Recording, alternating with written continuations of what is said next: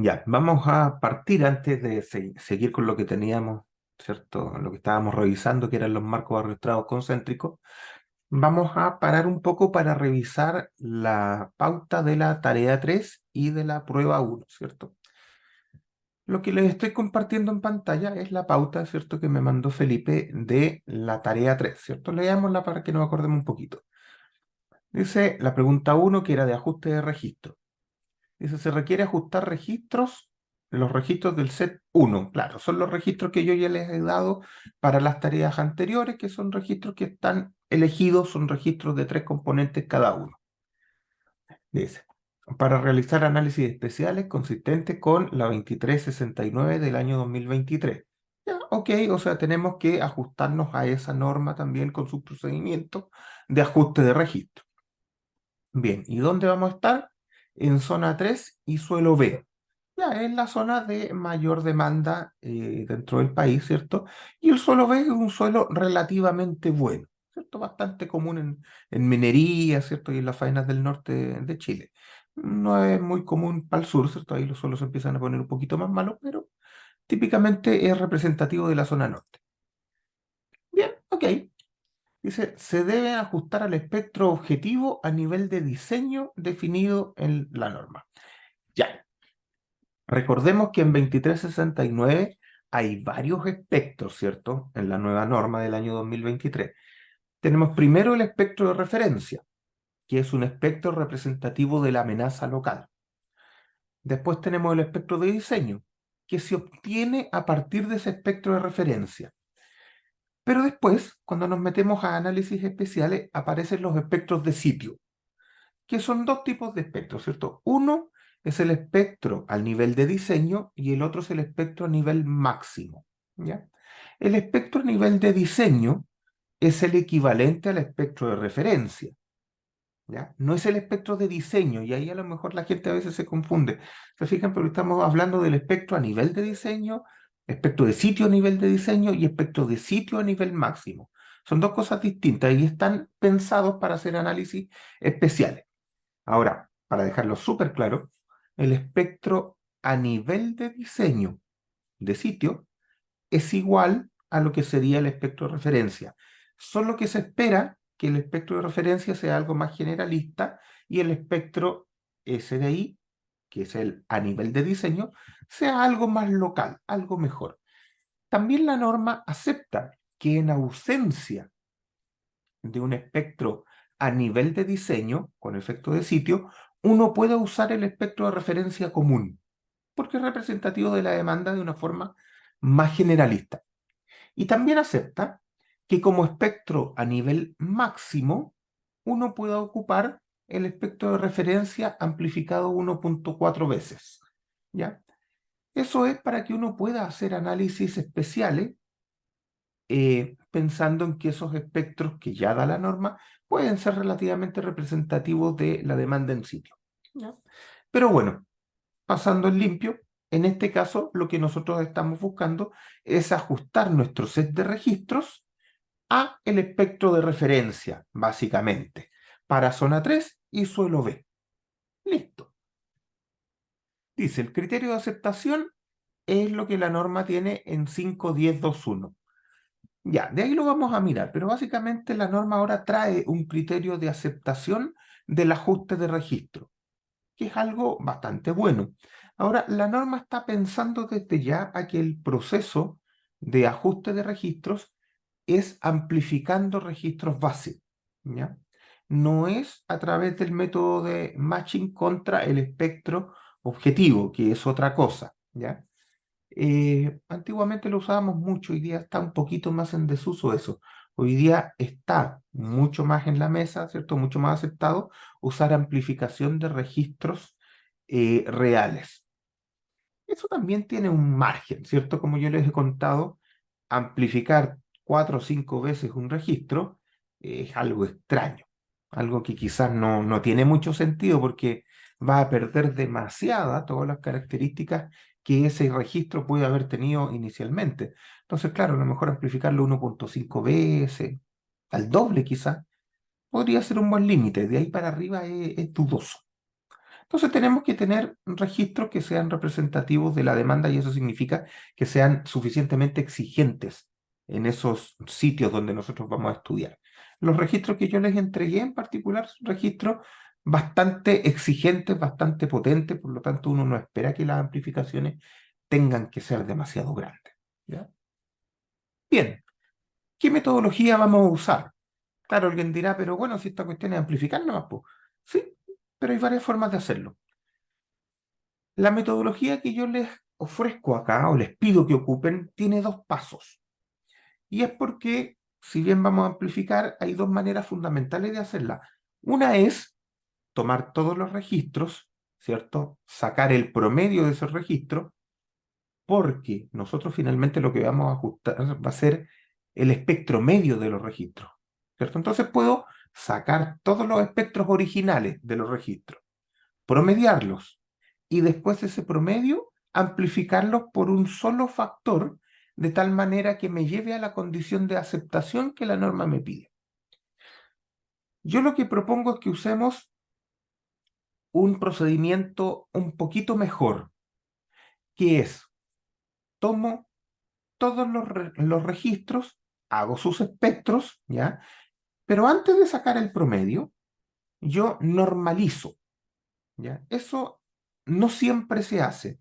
Yo les recomiendo ampliamente que lo hagan. Normalizo para alguna medida de intensidad que para mí sea suficientemente buena. A lo mejor podríamos normalizar a la intensidad de área más alta, al potencial destructivo más alto. No, no lo sé en realidad.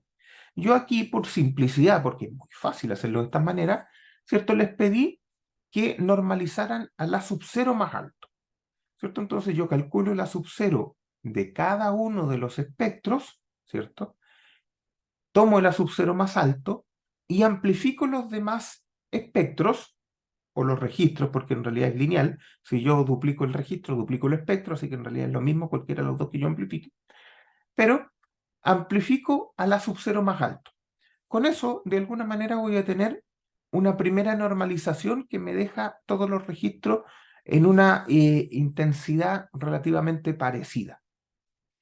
Ahora, después de esa normalización, yo procedo a promediar, ¿cierto? Y ahí, claro, alguien dirá, pero si todos tienen la misma intensidad, el promedio va a dar lo mismo. No, no, no, porque tienen formas relativamente distintas. Entonces, el promedio normalizado ahora va a ser el que yo vuelva a ajustar para aplicarle el criterio de aceptación que la norma me pide. ¿Ya? Entonces, con esta propuesta que yo les hago, nosotros tendríamos dos factores. De alguna manera, ¿cierto? Primero amplificamos para normalizar, y eso es un factor de amplificación distinto para cada registro. En particular, uno de ellos va a tener un factor 1, porque es el que tiene la intensidad más grande. Y después los amplifico todos juntos. Entonces tengo dos factores y el factor final para cada registro va a ser la multiplicación del factor de normalización por el factor de amplificación global para llegar al criterio de cumplimiento. Con eso, el amplificador de cada registro va a ser distinto, no va a ser el mismo. Y ahí es donde uno tiene que tener cuidado porque eso le hace ver si está amplificando demasiado alguno y a lo mejor no es el mejor para amplificar, ¿cierto? A lo mejor no es un candidato bueno para esa aplicación, y controlar un poco este asunto de los ajustes. Veamos qué salió acá, ¿cierto? Dice, bueno, ocupe esta metodología de dos pasos. Primero, normalizar y después llevar al cumplimiento. Veamos, dice primero, hágalo para una estructura de periodo 1 segundo y después para una estructura de periodo 0,2 segundos. Ya, y aquí nos damos cuenta también que la normalización que me pide el código depende del periodo fundamental al que yo me quiero ajustar. Y sí, porque en líneas generales, ajustarse a todo el rango de periodos es muy difícil y además es innecesario. Entonces, ¿qué es lo que me dicen los códigos? Y esto es típico de casi todos los códigos. Dicen, dependiendo del periodo fundamental de la estructura, yo voy a ajustar los registros, pero en una banda. Y esa banda va de 0,2 veces el periodo hasta 1,5 veces el periodo. Entonces, dentro de esa banda, yo voy a lograr mi ajuste. Fuera de esa banda da exactamente lo mismo. Los códigos asumen que los resultados más relevantes van a estar bastante bien representados si yo dentro de la banda que les acabo de escribir ajusto estos registros. ¿Ya? Entonces veamos, ¿cómo hacemos esta cuestión? Lo primero es obtener el espectro al cual yo me quiero ajustar. En este caso es el espectro de referencia, aquí está, para las condiciones que dábamos, que era zona sísmica 3, solo tipo B. Perfecto. Teniendo este espectro, entonces yo me voy a poder ajustar. ¿Cuál es el criterio? Y aquí está, ¿cierto? Leámoslo. El criterio de aceptación de los registros ajustados. Dice, los registros se deben escalar o ajustar de manera que el promedio de los espectros de respuesta combinados con SRSS para los pares de componentes horizontales, ya, ahí hay que empezar a desmenuzar. Me dice ya, o sea, ¿cuál va a ser el espectro representativo de cada registro? Ya, va a ser el SRSS de sus dos componentes horizontales. O sea, cada registro, yo tomo la componente X, la componente Y y la Z la descarto. Hago el espectro en la componente X, hago el espectro en la componente Y, combino con SRSS esos dos espectros y ahí tengo el espectro horizontal general de ese registro. Bien, el promedio de esos tiene que cumplir. Ahora, yo aquí le estoy pidiendo que haga el promedio, pero en dos pasos, ¿cierto? Bien, la idea es que no resulte ese espectro, ¿cierto? De todos, el promedio de todos esos registros, no resulte menor que 1,17 veces el espectro objetivo a nivel de diseño. O sea, en este caso ese. El espectro objetivo, según corresponda, en el rango de periodos 0,2T a 1,5T. Ya, o sea, dentro de esta ventana yo tengo que hacer que siempre el espectro de los registros, el promedio de los registros, se mantenga 1,17 veces por arriba. Está perfecto. Donde T es el periodo fundamental de la estructura en la dirección de análisis. Bueno, aquí estamos viendo una sola dirección, ¿cierto? Así que da bastante lo mismo. En cada registro se debe aplicar el mismo factor de escala a sus tres componentes. Sí, claro. Ustedes dirán, pero estamos usando distintos factores de escala. Sí, pero estamos usando distintos factores de escala para distintos registros, no para cada componente. Siempre las tres componentes se amplifican exactamente por el mismo valor. ¿Cierto? Si yo quisiera aquí usar la componente vertical, y no siempre se usa, pero si yo quisiera usar la componente vertical, bueno, tengo que aplicarle el mismo factor que ocupé en las componentes horizontales del mismo registro. Ese es el objetivo. Entonces veamos. Se calcula el A sub 0. Ya. Aquí está el A sub 0 para los distintos registros. Registro 1, 2, 3, 4, 5. Bueno, esto era de la tarea anterior, así que ya sabíamos que el que gana es el registro 4. Entonces tenemos que hacer una primera amplificación para llegar a eso. Ahora, como el A sub 0 en realidad es lineal en el registro, en las aceleraciones, básicamente aquí hay un factor directo. La intensidad de área no es lineal, ¿cierto? Entonces ahí podría tener otros problemas. Pero aquí es directo, o sea, si yo quiero obtener este A sub 0 en este registro, bueno, básicamente tengo que amplificar este de acá por la razón entre los A sub 0 y se acabó el problema. Con eso tenemos entonces el primer factor, ¿cierto? ¿Cuál será el primer factor? Aquí está, ¿cierto? Para el registro 4, claro, es 1. Para los demás es 1,44, 1,39, 1,41, 1,18. Son factores que todavía parecen bastante buenos, bastante razonables. No lo estamos amplificando 5 veces.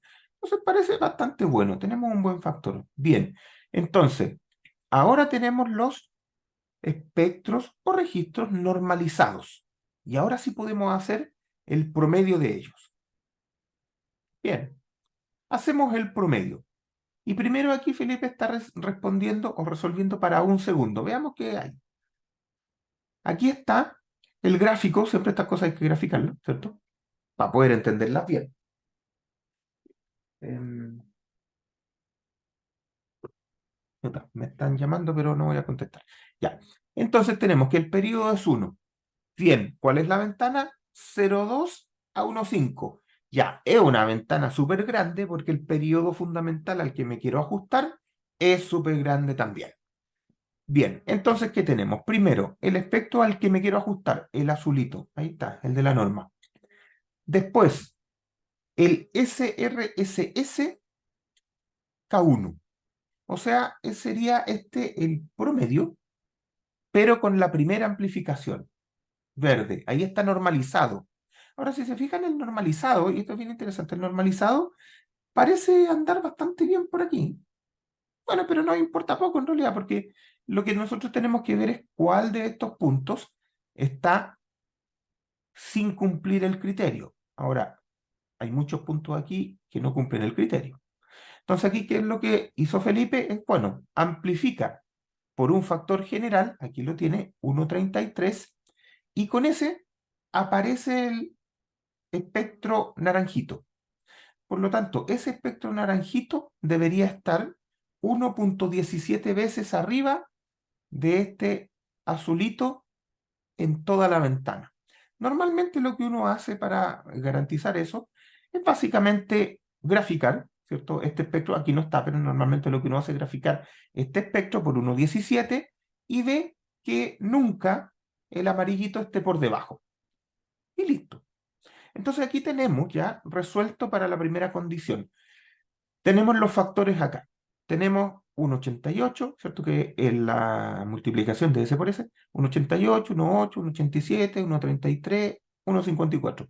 Son factores menores que 2, por lo tanto estamos en una buena amplificación. ¿Ya? Veamos esto mismo para 0,2. Vamos a 0,2. ¿Dónde está la ventana? Ya, aquí, entre 0,2 veces el periodo y 1,5 veces el periodo, la ventana cambió un montón. La ventana cambia absolutamente. Por lo tanto, los factores de amplificación que me van a dar no tienen por qué ser los mismos. El K1 sí, porque evidentemente es el que yo usé para normalizar, pero el K2 va a ser distinto porque la ventana es distinta. Entonces aquí se vuelve a probar a usar el mismo procedimiento. ¿Y qué es lo que sale? Salió un 1,29 en lugar de un 1,33. ¿Ya? Y aquí los factores de amplificación son 1,83, 1,75, 1,82, 1,29, 1,5. Son mejores aún porque son más bajos que 1. El promedio de los factores aquí es 1,64 y aquí 1,68. ¿Ya? La verdad es que andan bien parecidos. Esta es una forma de ajustar registros bastante buena. ¿Ya? Y bueno, con estos registros ya ajustados al espectro objetivo, yo ahora puedo hacer análisis tiempo-historia. Normalmente son análisis tiempo-historia no lineales para poder resolver problemas de desempeño sísmico. ¿Ya? Esta es la forma, digamos, es una buena forma, es la mejor forma en que uno puede ajustar esto. Ahora, ¿dónde puede tener un error muy grande? Y ahí es donde hay que tener cuidado, es en la elección de los registros originales que está tratando de adaptar a su espectro. ¿Ya? La idea es que los registros originales que usted toma sean representativos de la zona sísmica, del tipo de suelo, de la sismogénesis del lugar. O sea, aquí la idea es que sean registros subductivos, de una zona fuerte, de una magnitud grande. ¿Ya? ¿Por qué es tan importante que sean representativos? Alguien dirá, oye, pero está lo mismo, si total igual los voy a amplificar, los voy a ajustar. Sí, pero si usted elige registros que son muy bajos, a lo mejor estos factores de amplificación se le van a disparar. Le van a salir un 3, un 4, y ya usted perdió toda la información que originalmente contenía ese registro. ¿Ya? Además, la forma de los espectros para registros de poca intensidad es distinta a la forma de los registros de alta intensidad. ¿Ya? Los registros de baja intensidad tienden a ser más planitos en esta zona y caen lento. Los registros de alta intensidad tienden a ser muy exigentes en esta zona y a caer rápido. Por lo tanto, si esa forma no cuadra con el espectro objetivo relativamente bien, ajustarlos va a ser un corcho, va a ser súper difícil. ¿Ya? Entonces, por eso hay que tener harto cuidado en que los registros originales también sean elegidos de una forma suficientemente razonable. La norma lo dice hoy día, ¿eh? Le dice cómo elegir esos registros y todas esas cosas. ¿Ya? Aquí yo me salté todo eso porque yo quería que ajustaran un poco los registros y yo les entregué los registros. ¿Ya? Pero tienen que tener cuidado en el momento que ustedes los vayan a elegir por sus necesidades de proyecto, tienen que elegirlos con mucho cuidado. Esto de elegir registro y ajustar registro es un tema gigantesco en sí mismo, ¿ya? Yo aquí lo estoy simplificando mucho porque la verdad es que para aplicarlo con esto es suficiente. Ahora, para llegar a esto que ahora está en la norma, claro, ahí hay un camino mucho mayor. De todas formas, les quiero comentar que cuando uno usa esto en proyectos tiene que tener cuidado, ¿cierto? Con nuestras normativas andamos entre, no sé, 5 registros, quizás es un buen número. La verdad es que con normativas internacionales, por ejemplo, ASCE 7, ya se está necesitando un nivel de registro bastante grande, o sea, con menos de 11 ni conversamos, y de ahí para arriba se necesita mucho más para poder sacar estadística de los resultados. Ustedes saben que al hacer análisis de desempeño, ¿cierto? Hacer análisis no lineales, las respuestas tienen mucha dispersión. Por lo tanto, yo voy a tener que tener una estadística suficientemente robusta para poder ocupar la media de esos resultados, la media más una desviación estándar, etcétera, lo que a mí me parezca bien ocupar. ¿Ya? Entonces, ojo, aquí todavía usamos pocos registros, pero internacionalmente se está pidiendo el uso de bastantes más registros. ¿Ya? Ok, interrúmpanme si tienen dudas, si quieren hacer algún comentario, cualquier cosa. ¿Ya? Vamos a la segunda pregunta de esta tarea, ¿cierto? Decía, considera una estructura de un grado de libertad. Ya, el palito parado con la masa, ¿cierto? Lo típico. Ya. 5% de amortiguamiento, comportamiento inelástico bilineal. Ya, eso lo conocemos. Tiene una parte lineal elástica y después esta cosa se quiebra y tiene una plastificación que puede tener una rigidez por fluencia. Bien. Y periodo elástico 1 segundo. Ya, bastante flexible la cosa. Para cada registro. Los registros iniciales, ya. Considere únicamente la componente horizontal que presenta mayor a sub cero. Ya, entonces aquí, de los 5 registros que tienen 3 componentes, primero yo descarto la vertical y después, entre las 2 componentes horizontales, me quedo solo con la que tenga mayor a sub cero. Bien, ok, voy a tener 5 señales, ¿cierto? 5 señales. Veamos acá. La respuesta dice, aquí tengo los registros horizontales, el 1 en X y en Y, el 2, el 3, ahí están todas las cosas. Bien, entonces del registro 1 me quedé con la componente en X, del 2 la componente en X, del 3 la componente en Y, del 4 la componente en Y y del 5 la componente en Y. Bien, acá está. Y el A sub 0 varía entre 4,43 y 3,16. Tiene una banda ahí de variación. Significa que los registros no son todos igualmente exigentes, ¿cierto? Claro, porque no hemos normalizado acá. ¿Ya? Entonces, ahí tenemos. Bien, tenemos 5 señales. Entonces dice, defina el U0F0 del oscilador como la media de los valores obtenidos. Ya, entonces recordemos, el U0 y F0 eran las respuestas máximas cuando esto trabajaba de manera elástica. Ya, o sea, lo tengo que correr elásticamente 5 veces para poder saber cuál es el U0F0. ¿Qué es lo que se hace acá? Eso mismo.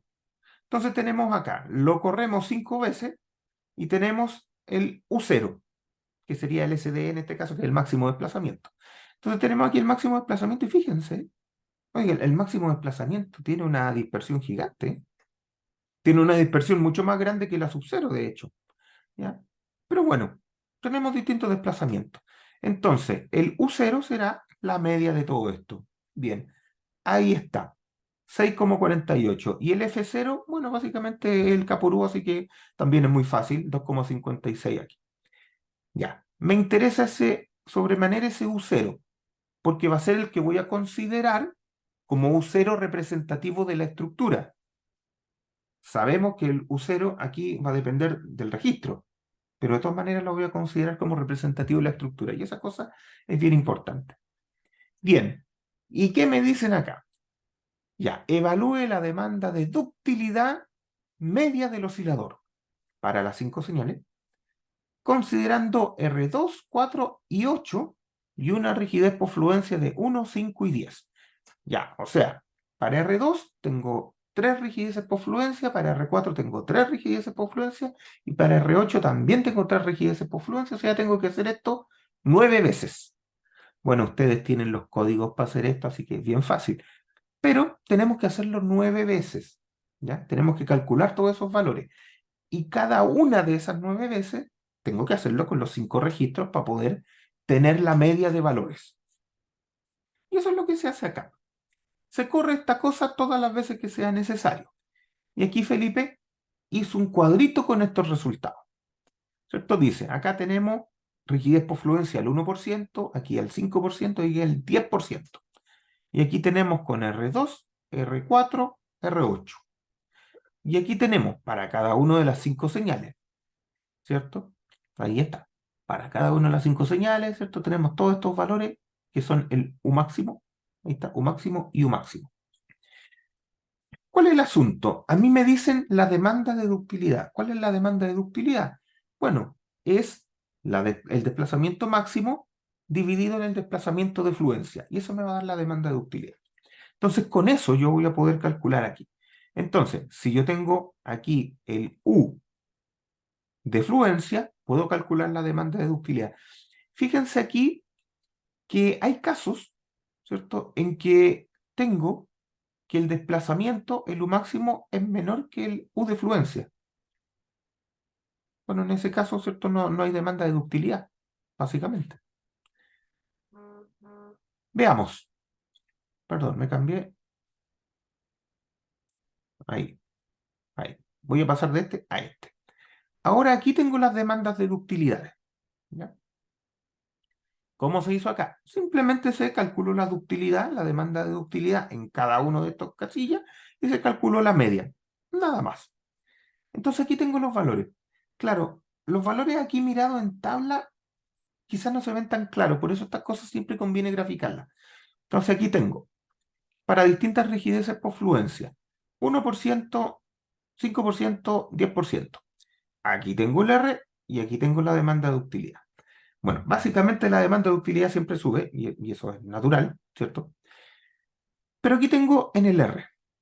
Por ejemplo, en el R2, la verdad es que la demanda de utilidad sí se nota claramente que sube, ¿cierto? Los puntitos correlacionan bastante bien.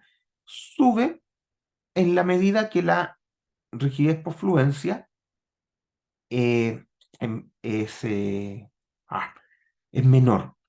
O sea, a menor rigidez por fluencia, yo tengo mayor demanda de ductilidad. Sí, la verdad que tiene, como que tiene sentido y es bastante intuitivo. Veamos acá en R4. Aquí, ¿qué me dio? Ah, también, el verdecito, el rojito y el azul. Ya, también hay una marcada tendencia aquí. La demanda de ductilidad sigue subiendo con la rigidez por fluencia. Cuando llegamos aquí pasó algo raro. Cuando llegamos a 8. Ya, lo primero es que quizás aquí no está muy claro que suba, pero cuando tengo rigidez por fluencia baja, me fui para acá. O sea, aquí entre el 2 y el 4 pasó algo raro, pero parece que también la tendencia se mantiene. Y esto es algo que sí se reconoce en la práctica, y es que la rigidez por fluencia me sirve mucho para poder bajar la demanda de ductilidad. Eso significa que a pesar de que yo entro en el rango inelástico, porque todas estas cosas fluyen en el mismo punto, ¿cierto? Esa es la gracia, o sea, todas estas cosas tienen el mismo desplazamiento de fluencia, por lo tanto, todas van a fluir con la misma fuerza, pero la demanda de ductilidad baja si la rigidez por fluencia es más alta. Todo tiene rigideces por fluencia. Ya nosotros a veces por simplificación hacemos modelos elastoplásticos perfectos, pero en general siempre hay rigidez por fluencia. Entonces conviene considerarlas cuando uno esté haciendo esto en proyectos reales. ¿Ya? Vale la pena eh, tratar de considerar esos detalles. Bien, bueno, después están los anexos, ¿cierto? Que son las cosas que usa Felipe para hacer este asunto. ¿Cómo estamos hasta aquí? ¿Está clarito? ¿Se entiende? ¿Es básicamente lo que ustedes hicieron y entregaron? ¿Sí? ¿Todo bien? Bueno, seguimos entonces. Esta era la tarea. Ahora me gustaría conversarles un poquito de la prueba que ustedes hicieron, ya también a ver si le sacamos un poco más de partido. Yo aquí tengo la solución a esa prueba. Quiero comentarla un poco. Hay algunas cosas que vale la pena comentar y otras no, pero veamos qué sale. Primero tenemos las preguntas cortitas. Las preguntas cortitas. Dice, ¿es adecuado usar los requerimientos de diseño sísmico de AC7 en proyectos desarrollarse en Chile? La respuesta que yo puse, y aquí, ojo que son las respuestas que yo pongo. De repente ustedes ponen otra cosa y no necesariamente está mal. Bueno, a veces ponen una cuestión que no tiene nada que ver con lo que se está preguntando, eso no. Pero de repente pueden responderse otras cosas y no necesariamente están mal. La respuesta que yo puse es, solo en el caso en que la normativa nacional aplicable así lo indique o lo permita de forma explícita. Claro, uno dice en principio, bueno, requisitos de diseño sísmico, en principio no, porque tenemos normativa sísmica suficiente y completa, por lo tanto tenemos que usar la normativa nacional. Pero hay casos en que la normativa nacional permite el uso de otras normativas, en particular las normativas norteamericanas. Y también sacamos cosas de normativas norteamericanas. Entonces aquí hay que tener cuidado. Si la normativa nacional lo permite, no hay ningún problema, ¿ya? Pero si no lo permite, no es adecuado en principio.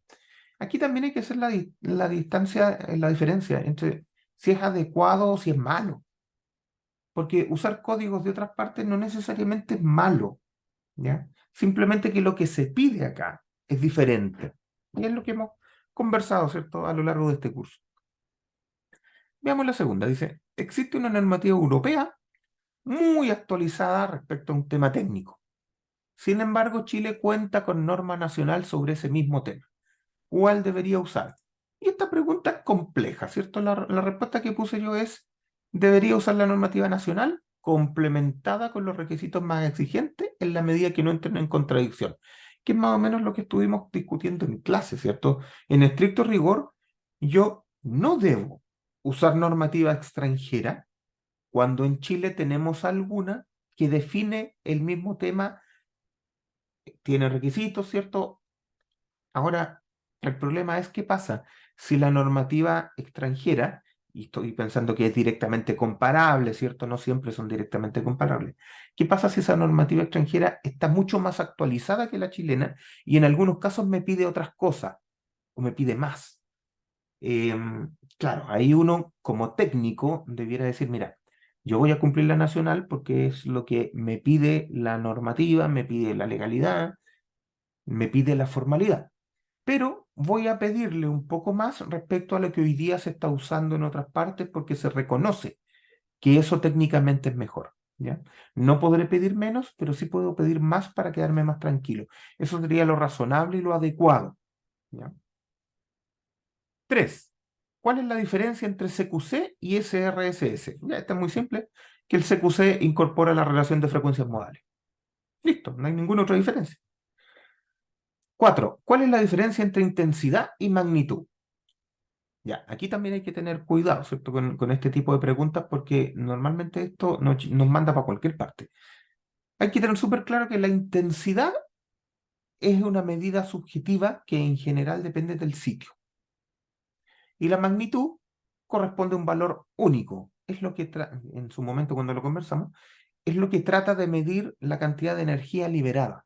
No en unidades de energía necesariamente, ¿ya? Pero trata de modelar de alguna manera cuál es la energía que el evento liberó. Y ese es un solo número, ¿ya? No depende del lugar donde yo esté midiendo. Entonces, ojo, estas diferencias son bien grandes cuando uno está haciendo proyectos. Bien, ¿sería razonable utilizar en Chile ground motion models que hayan sido generados para terremotos de altas magnitudes en Japón? Claro, en principio uno diría no porque tienen que ajustarse a la sismogénesis chilena. Sí, pero los terremotos japoneses también son subductivos. Por lo tanto, es bastante posible. ¿Ya? Veamos cuál es la respuesta que yo puse. Puse, dado que los terremotos de alta magnitud de ambos lugares provienen del fenómeno de subducción, puede ser razonable bajo condiciones específicas. Claro, o sea, si las leyes de atenuación o ground motion model que yo estoy considerando japoneses se ajustan bien al fenómeno chileno también, modelan bien la misma sismogénesis, entonces podría ocuparlo. Y esto se usa bastante, ¿cierto? Si bien hoy día tenemos leyes chilenas suficientes como para no tener que recurrir a Ground Motion Model del resto del mundo, todavía hay varios especialistas que prefieren seguir usando algunas leyes más internacionales, suficientemente reconocidas, para tenerlas entre medio. En el árbol lógico no es que vaya a ser las que pesen más, ¿ya? Pero pueden estar metidas entre medio, ¿ya? Lo importante es que sean aplicables, ¿ya? Al mismo fenómeno, ¿cierto? Y que estén dentro de la banda. ¿A qué me refiero con eso? Que los terremotos con los cuales se hayan calibrado esos modelos tengan una franja, ¿cierto?, de magnitud, que es la que me interesa, tengan distancias quizás, que son las que me interesan, y sobre todo tengan una sismogénesis parecida a la que a mí me interesa. ¿Ya? Bien, ¿cuál es la diferencia entre análisis determinístico y análisis probabilístico para amenaza? Esto también es bien fácil, ¿cierto? Se leo. Dice, el primero define un escenario específico, mientras el segundo integra todas las incertidumbres del problema. Listo, esa es la gran diferencia. Como lo conversamos en su momento, ¿cierto? El determinístico es discutible, es aceptable bajo ciertas condiciones, pero sabemos que no va a integrar toda toda la dispersión del problema. Y desde ese punto de vista es difícil asignarle una probabilidad de excedencia, un periodo de retorno y esas cosas. En cambio, el determinístico, claro, me va a dar un escenario muy claro y preciso, pero quizás yo no sé a qué nivel de sismo me estoy exponiendo con el determinístico, y ahí hay que tener harto cuidado, ¿ya? No es que el determinístico no sirva, pero en realidad parece que el probabilístico debería tenerlo siempre y controlarlo quizás con algunos determinísticos, ¿ya? Bien, pregunta 7 dice, ¿qué efectos de sitio puede generar un suelo blando en un espectro de amenaza en formato SA? Ya, bien específica para que uno pueda responderla, ¿cierto? Porque lo que va a generar un suelo blando son varias cosas, pero dependiendo cómo yo grafique esas cosas, puedo tener distintas interpretaciones de eso. Ahora, lo que típicamente va a generar es la amplificación general de la respuesta. Eso hace un suelo blando. Pero además, como dice ahí, la caída del plató de la zona de magnificación, la zona de amplificación, se hace hacia periodos mayores. Normalmente cuando uno tiene suelos duros, las caídas son bastante rápidas, ¿cierto? En periodos chicos ya empiezan a caer. Pero mientras yo tengo suelos malos, que tienen un mayor periodo, la caída de la zona de amplificación empieza a ser hacia periodos grandes. Entonces, mucho más amplia la zona de amplificación. Entonces tenemos esas dos cosas. Primero, amplifica más, pero además la zona de amplificación es más grande, ¿ya? Por eso los suelos malos como que nos gustan mucho. Y la última dice, ¿cuál es el principal efecto del amortiguamiento en la respuesta sísmica? Bueno, en realidad el efecto es uno solo, ¿cierto? Que reduce la respuesta. Reduce la respuesta en aceleraciones, en desplazamiento, en cualquier cuestión que usted quiera, reduce la respuesta. Siempre es así. Bien, parte 2 de la prueba, los problemas, que también eran facilitos, ¿cierto? Problema uno dice, se tienen dos catálogos de 200 años de eventos sísmicos influyentes para una determinada zona. Bien. Uno corresponde a eventos interplaca y el otro a eventos intraplaca. Con estos datos se han calibrado los modelos que se indican a continuación. Ah, y me dieron el Gutenberg-Richter de los terremotos interplaca y me dieron el Gutenberg-Richter de los terremotos intraplaca, por lo tanto aquí simplemente tengo que usar. ¿Cuáles son las preguntas? Dice, A, determine la probabilidad de que exista un evento interplaca de magnitud mayor que 5 en la zona. Interplaca. Ah, ya, entonces tengo que usar los de acá. Después dice, determine el periodo de retorno medio de un evento intraplaca de magnitud 6. Ah, entonces tengo que usar los de acá. Y eso es. Bien. El A, supongo que este es el A. Modelo Gutenberg-Richter me dan el A y B, pero yo puedo calcular el alfa y beta. Recuerden que todas estas ecuaciones ustedes las tienen, ¿cierto? Yo las incluí en el formulario de la prueba, así que era cosa de mirarla, ¿no? Entonces, bien, la probabilidad, aquí está, La probabilidad acumulada es esa ecuación. ¿Qué necesito para evaluarla? Fácil, necesito el beta, lo tengo. ¿Qué necesito? Ah, los límites del modelo. Y aquí están, M máximo y M mínimo, los tengo aquí. Ah, o sea, básicamente aquí tengo que evaluar para la magnitud que me interesa, que es 5. Evalúo la función de probabilidad acumulada y por lo tanto entonces la probabilidad de que haya un evento mayor que 5, como yo estoy acumulando de 0 hasta 5, o mejor dicho aquí desde M0 hasta 5, me da 0,87, entonces la probabilidad de que sean mayores es lo que falta, que sería el 12,6%. Y listo. Para el otro caso, dice, modelo Gutenberg-Richter de terremotos intraplaca. Bueno, tengo acá que sé que la tasa de ocurrencia, que la tengo, ¿cierto? Es igual a lo de acá. Es una de las ecuaciones que le había dado.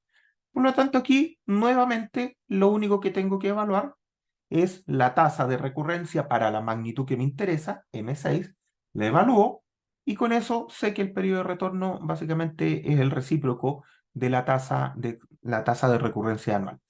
Con esto me dio 12,6 años. Y listo, no hay más. Tampoco hay muchas más vueltas que darle. Para esto sirven estos modelos Gutenberg-Richter. Vamos al problema 2.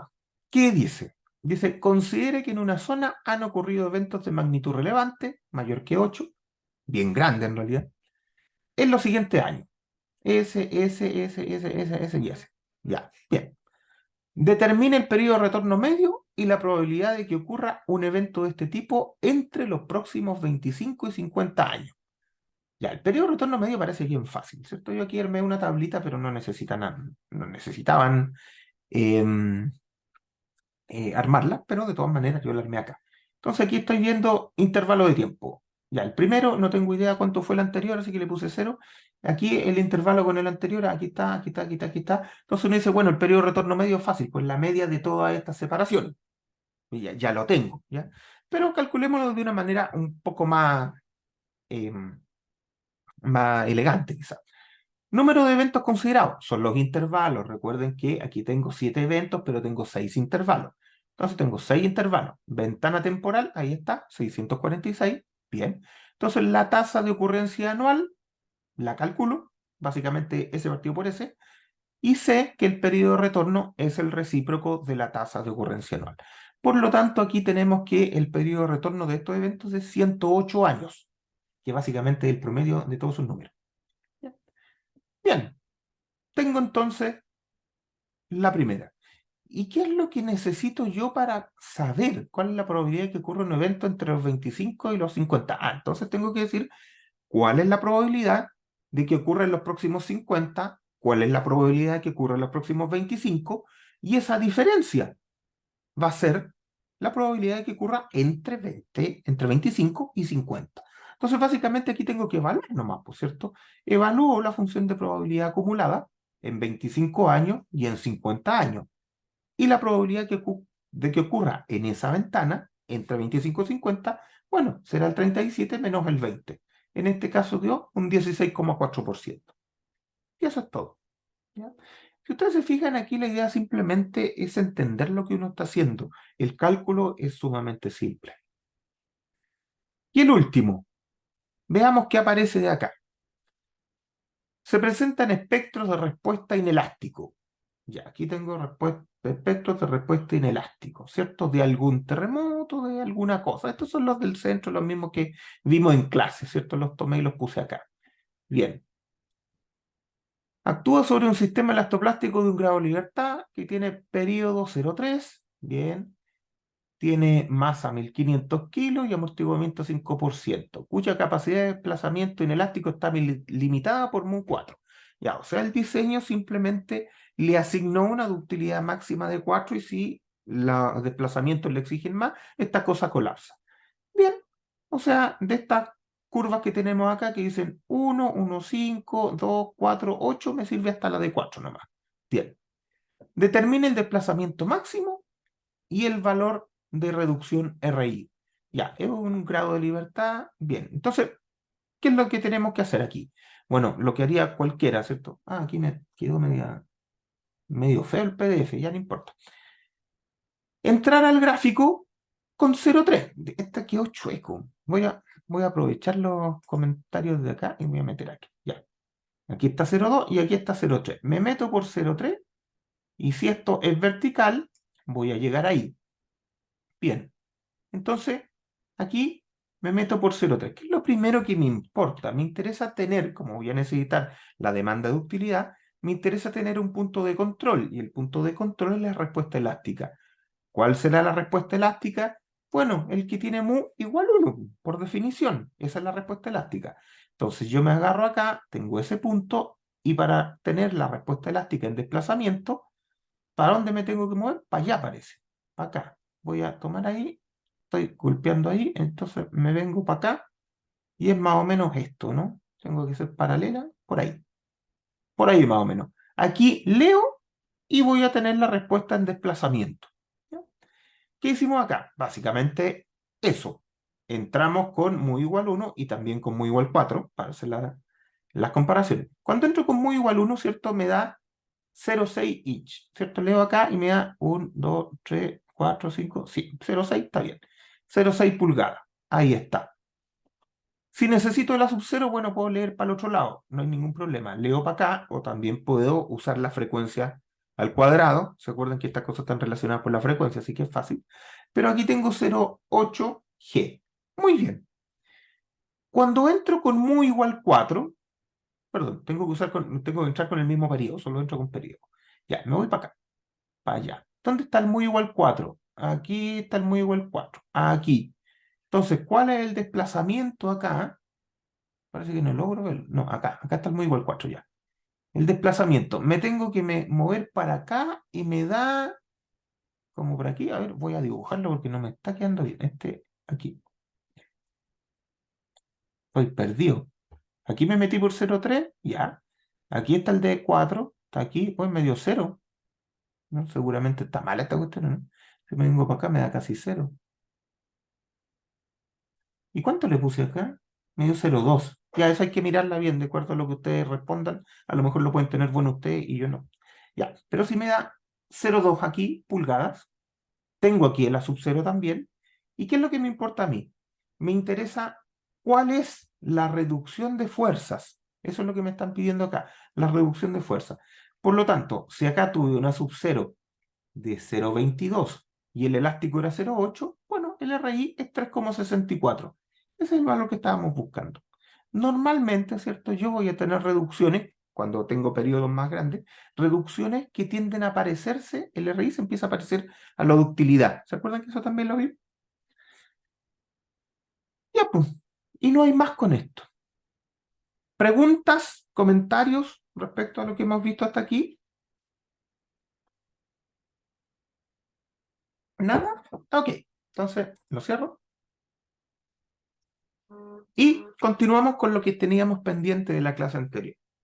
En la clase anterior empezamos a mirar los marcos arriostrados concéntricos, en general de acero. Los marcos arriostrados concéntricos son de acero. ¿Ya? Vimos cuál era la forma de colapso plástico que tienen estas cosas, la forma de plastificación generalizada. Y son, en todos los marcos concéntricos, que en general van a trabajar de manera axial en todos sus elementos, los fusibles son las diagonales.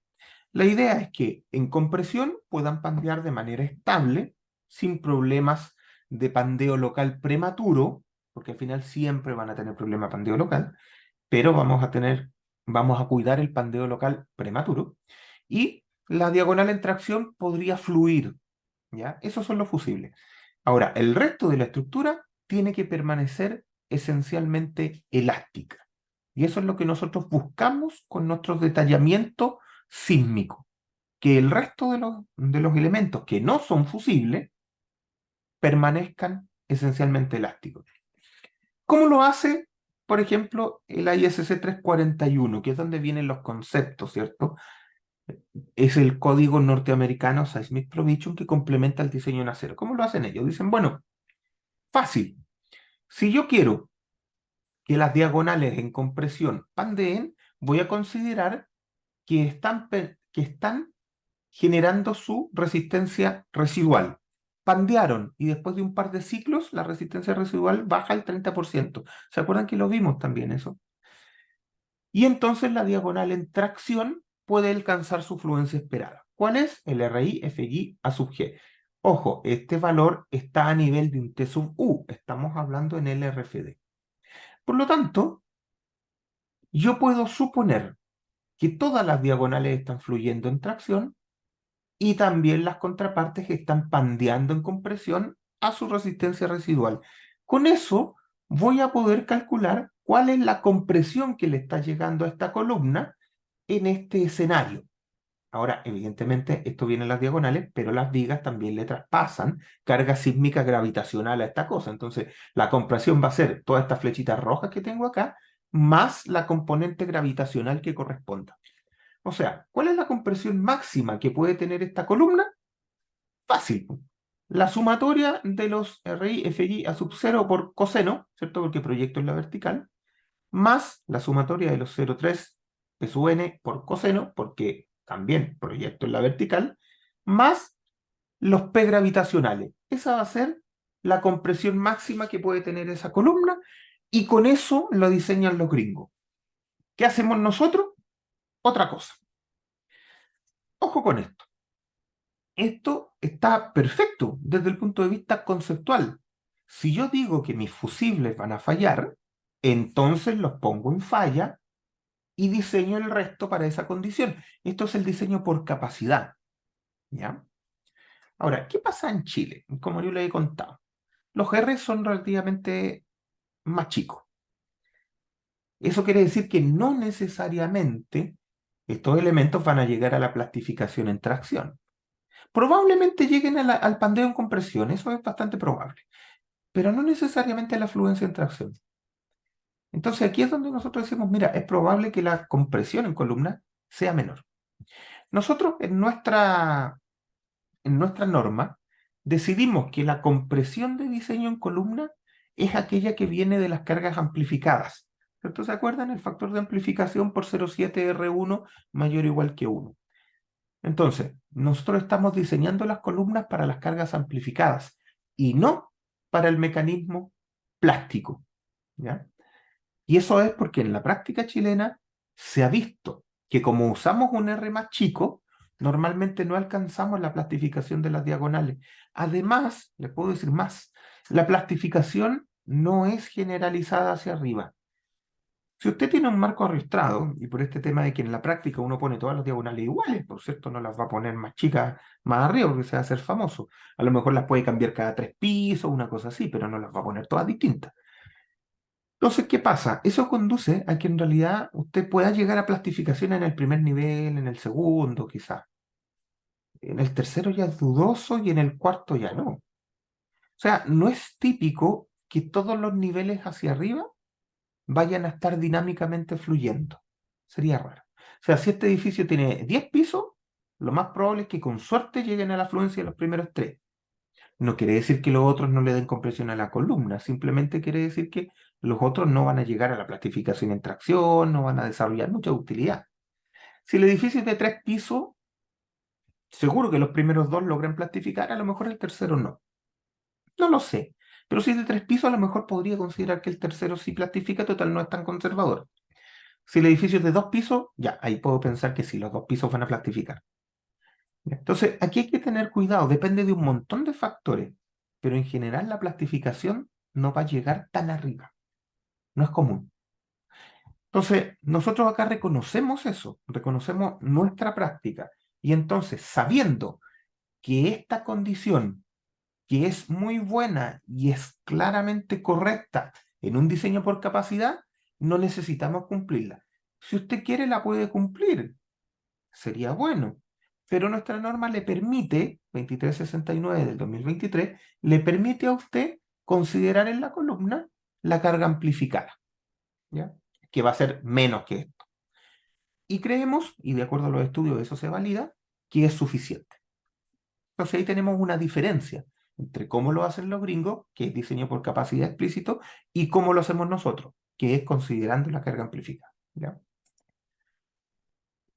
Desde el punto de vista de otras cosas más raras. si me aparece algo así, por ejemplo, ¿cuál es la compresión máxima? Bueno, siempre el concepto va a ser el mismo. En este caso, como esta cosa es bajita, es bastante fácil, ¿cierto? Aquí yo voy a tener cuál es mi mecanismo de colapso. Bueno, si el sismo va para el lado, esta cosa fluirá en tracción y esta cosa se comprimirá. Por lo tanto, la que se comprime podrá alcanzar su respuesta, está acá, su capacidad residual, y la que está en tracción podrá alcanzar su fluencia esperada. Entonces, ¿cuánto se comprime esta? Bueno, fácil, equilibrio nomás, ¿cierto? Es la que está fluyendo en tracción por coseno menos la que está pandeando por coseno, suponiendo que tengan exactamente el mismo ángulo, más la carga gravitacional que viene de arriba. Esa es la compresión que le llegaría a esta columna. ¿Se fijan que por equilibrio esta cuestión siempre funciona? Ahora insisto, como nosotros estamos en Chile y creemos que no siempre la diagonal va a llegar a fluir en tracción, nosotros aquí también permitimos, y se acuerdan que ya hemos conversado de eso, después voy a llegar a los requisitos específicos de nuestra norma, pero por ahora acuérdense, nuestra norma está permitiendo que esta carga esté limitada a la tracción de cargas amplificadas. Acá. No necesita ser mayor. Y esta columna, ¿cierto? También la podría sacar por cargas amplificadas. Nuestra norma lo permite. Y es porque sabe que no vamos a llegar a demandas de ductilidad tan grandes. Nosotros sí sabemos, o por lo menos los estudios así lo muestran, que las diagonales en compresión, si las ponemos de forma adecuada, ¿cierto? Y no las dejamos trabajando el 10%, las diagonales se iban a pandear. Y por eso que necesitamos la razón de ancho espesor de ductilidad moderada. Tenemos que proveerla porque si no vamos a tener una falla prematura por fracturas de bajo ciclaje. ¿Ya? Entonces necesitamos proveer la razón de ancho espesor. Pero sabemos que van a pandear, pero no necesariamente van a fluir en tracción. Y eso lo ocupamos en el diseño, ¿ya? No piensen que con todas estas cosas que nosotros tenemos en nuestra norma nos estamos olvidando de cómo funcionan las estructuras. Lo que estamos haciendo es tratar de reconocer que el usar R más pequeño, que en nuestra práctica común, nos lleva a unas pequeñas diferencias con cómo lo hacen los gringos o cómo lo hacen los europeos, ¿ya? Sigamos avanzando. La tracción máxima en columna. Bueno, si el sismo va para acá y yo acabo de comentarles que esta era la de máxima compresión, la de máxima tracción será esta otra. Ahora, la verdad es que a nadie le importa la máxima tracción en una columna, por una razón muy sencilla. Los elementos de acero tienen menos resistencia en compresión que en tracción. Y la tracción, ¿cierto? Es lo mismo, ¿cierto? Tracción para allá, para allá, para allá. Entonces ahora las fuerzas van para arriba y la gravitacional va para abajo. Por lo tanto, la tracción tiende a ser más chica que la compresión en la misma columna y además en compresión tengo menos resistencia. Por lo tanto, uno nunca pesca la tracción. En la práctica no es necesario, no me aporta mucho, ¿ya? Pero si yo quisiera obtener la máxima tracción posible en una columna, podría usar este equilibrio, ¿ya? Ahora, no les voy a decir que nuestra norma dice que usemos la tracción amplificada para la columna, porque no usa la tracción. No necesitamos verificar la tracción, ¿ya?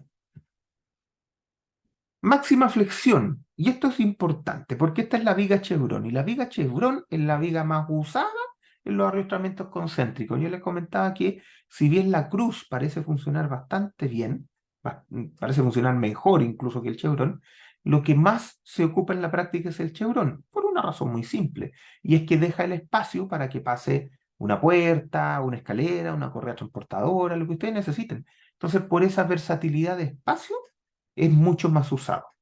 Ahora, tiene un detalle, ¿cierto? Y es este precisamente, que cuando viene el sismo, ¿cierto? Yo tengo la diagonal en compresión que se va a pandear y por lo tanto va a presentar su carga residual y la diagonal en tracción podría fluir en tracción.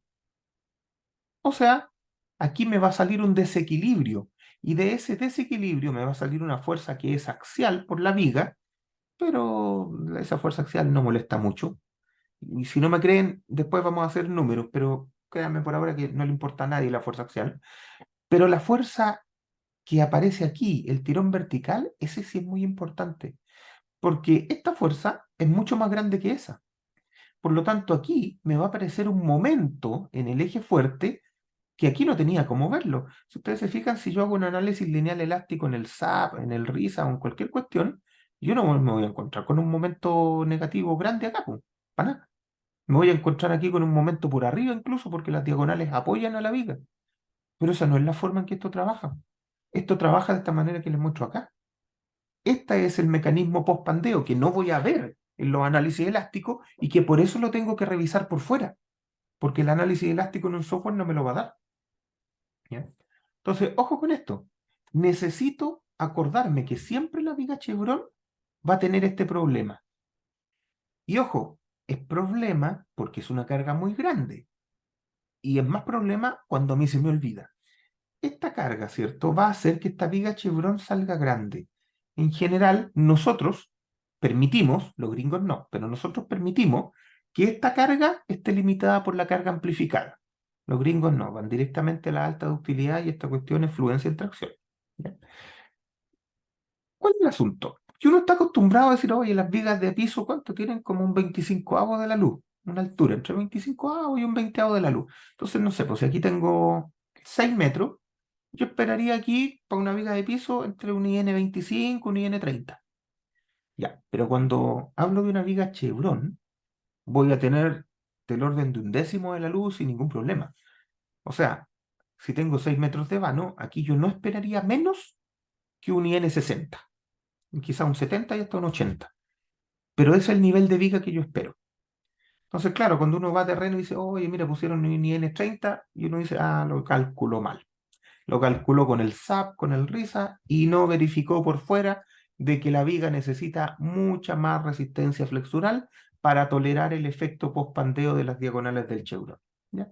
Esa viga chevron es una viga alta, bastante alta. Entonces, es raro que usted pueda poner algo que tenga menos de un décimo de la luz. Yo acostumbro no poner más tampoco. O sea, si me sale un IN 80 o un vano de 60, de 6 metros, trato de bajarlo a un IN 60 más robusto para que no haya una pérdida de espacio útil, ¿ya? Pero esas también son manías de uno, ¿ya? Eso depende de cada proyecto. Pero sepa que la viga le sale bien grande. Ejemplos. ¿Cierto? Estos son ejemplos norteamericanos, ¿cierto? Los ejemplos chilenos son distintos. Si queda tiempo en algún momento los vamos a ver, pero estos son ejemplos norteamericanos. Se fijan, ahí tienen las diagonales, son cajones. Los cajones funcionan súper bien en el papel, a veces no funcionan tan bien en la realidad por el problema de las conexiones. Si usted va a usar cajones para hacer marco de momento, le deseo suerte, es complejo. Pero si lo va a usar para diagonales, son un perfil muy bueno, los cajones y los tubos, porque se pueden conectar de esta manera. Básicamente se destaja el elemento y llega al guset. También hay otras formas de hacer esta misma conexión con perno, ¿ya? Así que son son un buen elemento. Los cajones y los tubos son un buen elemento para diagonal, ¿ya? Para viga nunca y para columna rara vez, pero para diagonal son buenos. Aquí, por ejemplo, tenemos chevrones. Se fijan aquí, la viga del chevrón, una viga bastante grande. Si se fijan arriba, hay losa colaborante, por lo tanto tiene harta resistencia a flexión, ¿ya? Entonces ahí hay vigas chevron. Y aquí tenemos otra configuración que es cruz de 2 niveles y chevron más arriba. ¿Se fijan? También una configuración típicamente gringa. ¿Qué es lo que reconocen los gringos? Y nosotros ahora también lo incorporamos en nuestra nueva normativa. Es lo que les conversaba en la clase pasada, que para que una diagonal pandee, por obligación se tienen que producir 3 rótulas plásticas. Una al centro, en el elemento, y que es la que tiene el mayor giro, y 2 en los extremos, que tienen menos giros que el sector central. Las de los extremos se pueden producir en el guset o en el elemento también, y eso depende de cómo haya resuelto yo la conexión. Normalmente la conexión de elementos diagonal se hace a través de un guset, parecido a esto. Entonces, yo aquí tengo dos opciones. O la rótula flexural se produce ahí, en el elemento, o se produce en el guset. Lo más común es que el guset tenga menos resistencia y rigidez al giro fuera del plano, porque es una plancha plana, ¿cierto? Y por lo tanto tiende a producirse la rótula plástica en el Gusset. Pero yo tengo que entregar las condiciones geométricas para que esto realmente se pueda producir, porque si no se puede producir, esta cuestión va a resultar muy mal. Fíjense ustedes, y aquí está el ejemplo. Si este gusset se hace como lo hacemos comúnmente en Chile, y como lo hacemos en Chile, ¿cierto? em, quería dibujar y la barra se me fue para el lado. ¿Cómo funciona esta cuestión? Ah, cambiaron la barra. Ya, entonces, supongamos que em, quiero hacer un gusset a la chilena. ¿Cómo son los gussets chilenos? Los gussets chilenos son así. ¿Ya? Nosotros en Chile lo que nos gusta mucho es esto. Es, aquí, es esto. Básicamente hacer gussets rectangulares o cuadrados. Eso nos gusta mucho. Y nos gusta hacer que este elemento penetre lo más que se pueda hasta el nudo, que quede pegadito acá. Ya, entonces esa práctica, ¿a qué conduce? A que cuando esto se empieza a ciclar, cuando esta cosa se empieza a ciclar, disculpen que estoy tratando de dibujar y hay cosas que no me están funcionando bien, ya aquí sí. Cuando esto empieza a ciclar, se empieza a producir aquí una grieta, obvio. De aquí para acá se produce una grieta y aquí empieza a producirse la rótula plástica en el gusset.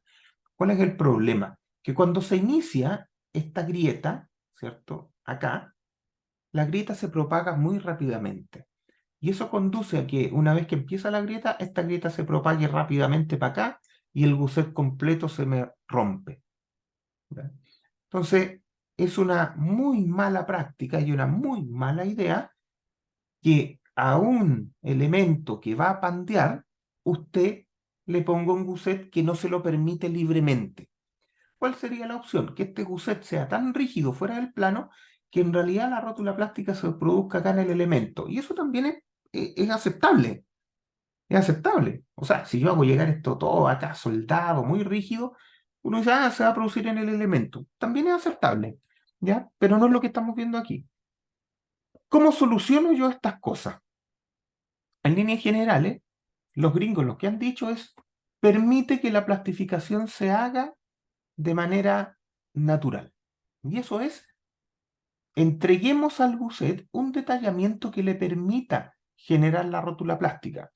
Eso es, aquí termina el elemento, ok, acá se va a generar la rótula plástica.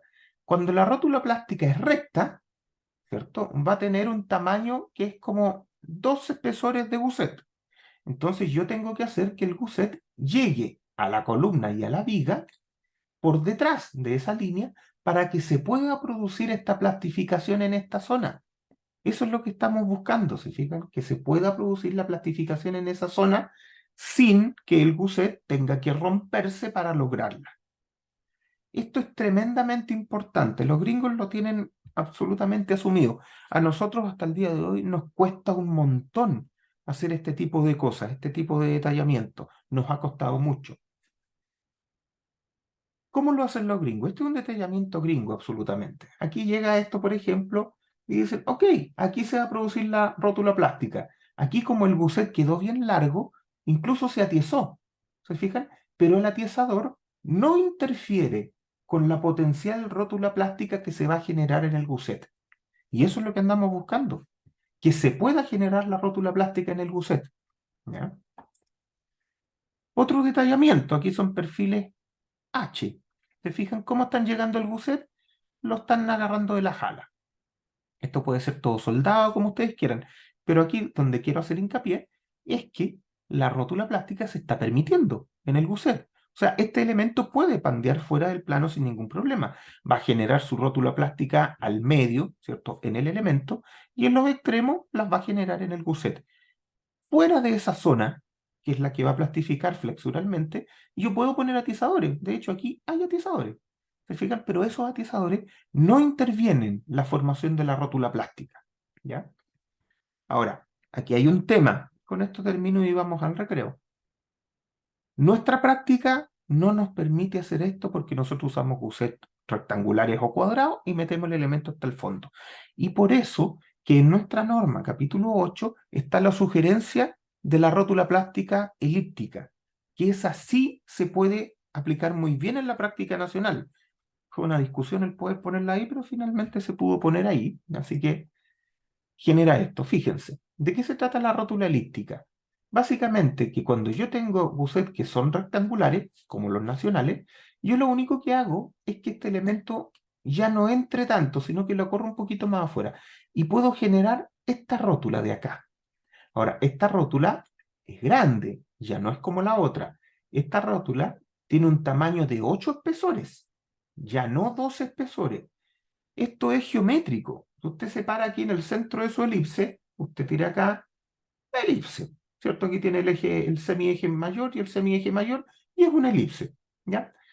Pero va a necesitar generar esto. Entonces, aquí, ¿qué es lo que usted hace? Usted respeta su bucet rectangular, que es como lo hacemos casi todo, pero lo que va a controlar es dónde llega el elemento, que ya no llegue tan adentro, que llegue más afuera.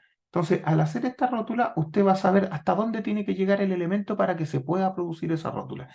Esto, a mi parecer, es absolutamente compatible con la práctica nacional actual que tenemos y de esa forma es posible mantener relativamente inalterada la práctica nacional que nosotros tenemos y también al mismo tiempo generar potenciales rótulas plásticas que no generen un desgarre del gusset. Si usted se fija, si eso yo lo meto más adentro, voy a producir una grieta por acá o una grieta por acá que rápidamente, después de 2 o 3 ciclos, va a rajar todo el gusset y la diagonal va a salir volando. Entonces no me va a servir para nada. ¿Se fijan? Este detallamiento es tremendamente importante. ¿Ya? Porque si no lo entregamos, entonces no tiene ningún sentido que hayamos considerado las diagonales como fusibles, porque van a colapsar. El fusible no tiene que colapsar, tiene que pandear de manera estable y aguantar ciclaje, ¿ya? Ese es el objetivo de esto. Y bueno, al igual que en otras estructuraciones, aquí tenemos zonas protegidas. ¿Y cuáles serán? Bueno, las zonas que van a plastificar, pues, obvio. ¿Cuáles son? El sector central de la diagonal y aquí los extremos también. El extremo del elemento más el gusset completo. ¿Cuál es la idea de estas zonas protegidas? Ya lo comentamos, que no se ejecuten soldadura ni se ponga ningún elemento acá. O sea, que el gallo no le ponga ahí el trazado eléctrico, que no le atraviesen una cañería por el gusset, ese tipo de cosas, porque son los lugares donde se pueden producir potencialmente las inelasticidades, las disipaciones de energía, y por lo tanto tengo que cuidarlo porque si no voy a echar a perder toda esta estructuración tan bonita que calculé. ¿Ya? Bien, vamos a hacer un break de 20 minutitos y volvemos. ¿Ya? Voy aquí a parar esta cosa.